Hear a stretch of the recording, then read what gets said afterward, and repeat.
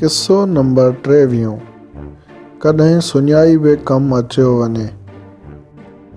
हिकु साल दरिया में चाढ़ थियो, सावण जा बि भुरड़ा हुजनि।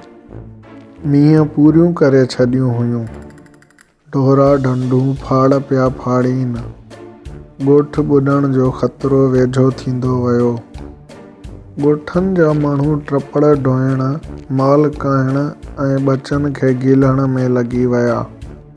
सभु कंहिंखे साह जी अची लॻी।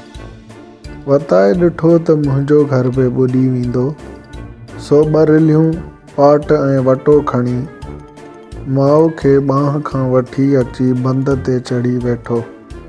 माण्हुनि जी भॼ डोड़ ॾिसी माउ खे चवणु लॻो त ॾिस अम्मा, किथे किथे सुञाई बि कमु अचियो वञे।